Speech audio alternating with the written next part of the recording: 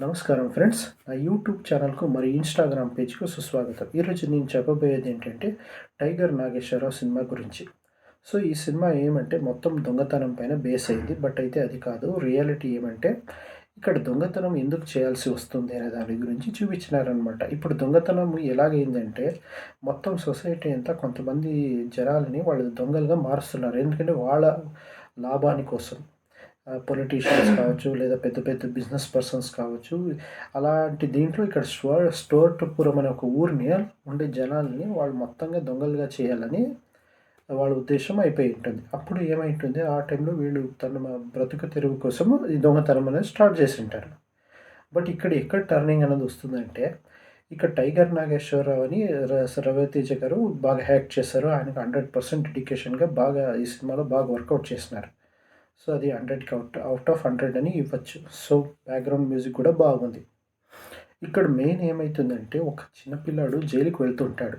వెళ్ళే టైంలో రవితేజ అడుగుతారు, "ఏరా జైలుకి పోవడం నీకు సరదా" అనంటే, "కాదన్నా నేను జైల్లో పోతే చదువుకోవచ్చు కదా" అని. ఎందుకంటే స్కూల్ వెళ్ళామనుకో అని తెలియగానే చాలామంది రిజెక్ట్ చేస్తున్నారు. అసలు చదివించడం లేదు అని చెప్తారు. అప్పుడు ఇంకా జైలుకి వెళ్ళే టైంలో ఆ పిల్లోడు ఒక మాట అంటాడనమాట.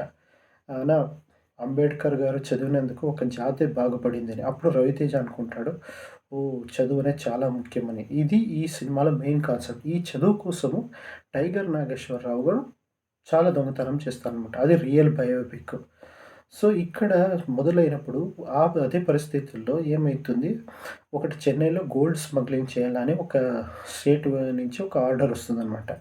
వచ్చినప్పుడు ఆ గోల్డ్ స్మగుల్ చేస్తే మీకు ఇన్ని డబ్బులిస్తామని. అప్పుడు ఆ డబ్బులొచ్చినప్పుడు దాని ద్వారా మనం ఏమైనా చేయొచ్చు అని చూసుకుంటారు. సో, అదే ప్రొసీజర్‌లో ఉన్నప్పుడు ఈ చె చె చెన్నైలో హార్బర్‌లో వచ్చేసి గోల్డ్ స్మగ్లింగ్ చేస్తారు. చేసినప్పుడు అప్పుడు పట్టుబడుతుందంట. సో, ఆ డబ్బుల్ని హేమలత అని ఒక అంటే రేణుదేశాయి గారు ఉంటారు. వాళ్ళకి డబ్బులు దానంగా ఇస్తే వాళ్ళు ఇది ఫ్యాక్టరీ పొగాకు ఫ్యాక్టరీ స్టార్ట్ చేయొచ్చు అని వాళ్ళకొక ఐడియా వస్తుంది. ఎందుకంటే ఆ ప్లేస్‌లో పొగాకు బాగా పండుతుంది.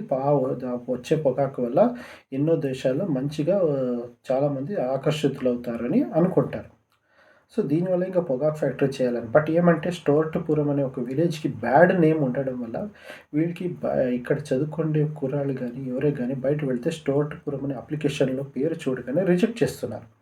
ఈ రిజెక్ట్ చేసినప్పుడు ఏం చేయాలో అర్థం కాదు. అప్పుడు రవితేజ గారు ఆలోచించి అంటే ఈ 'టైగర్ నాగేశ్వరరావు' ఆలోచించి ప్రధానమంత్రి ఇందిరాగాంధీ దగ్గర వెళ్ళి ఒక ఛాలెంజ్ చేస్తారు. అంటే వాళ్ళ ఇంట్లో దొంగతనం అయ్యేటట్లు చేస్తారు. చేసేసి ఆ దొంగ ఎక్కడి నుంచి వచ్చాడో కనుక్కొనడానికి అక్కడి నుంచి ఒక ఏజెంట్ అంటే అనుపమ్ ఖేర్ గారిని పంపిస్తారనమాట. అంటే పంపించినప్పుడు వాళ్ళ సమస్య ఏంటి అనేది తెలుసుకుంటారు. అప్పుడు తెలుసుకున్నప్పుడు అప్పుడు వీళ్ళకి మొత్తం అర్థమయ్యి అనుపమ్ ఖేర్ గారు ఇందిరాగాంధీకి చెప్తారనమాట. చెప్పేసి ఇట్లా ఉంది సమస్య. వాళ్ళు మన సమస్య ఏంటి అని తెలుసుకోవడానికి ఈ రకంగా ఛాలెంజ్ చేశారు. బట్ అక్కడ కంపల్సరీ మనం పర్మిషన్స్ ఇస్తే ఎంతోమంది లైఫ్ బాగుంటుంది అని చూపించినారనమాట. దీంట్లో 'టైగర్ నాగేశ్వరరావు' తన లైఫ్‌ని చనిపోయి మొత్తం అక్కడుండే సొసైటీకి బాగా చేస్తాడనమాట. అది రియల్ బయోపిక్. దీంట్లో 'రవితేజ' గారు బాగా యాక్ట్ చేశారు. సో, 'నాజర్' గారు కూడా సపోర్టింగ్ యాక్టర్ రోల్ బాగా చేశారు. సో, మళ్ళీ చాలామంది బాగానే యాక్టింగ్ చేశారు. సినిమా అయితే చాలా బాగుంది. మీరు ఈ సినిమా వచ్చేసి ప్రైమ్‌లో కూడా ఉంది. మీరు ఒకసారి ప్రైమ్ సబ్స్క్రిప్షన్ చేసుకోండి. లేదా మీరు టీవీలో వచ్చి కూడా చేయండి. నేనైతే మంచి మెసేజ్ ఓరియెంటెడ్ సినిమా అని చెప్తున్నాను. దీంట్లో మీరు దొంగతనం చేయడమే కాన్సెప్ట్ అని అనుకోవద్దండి.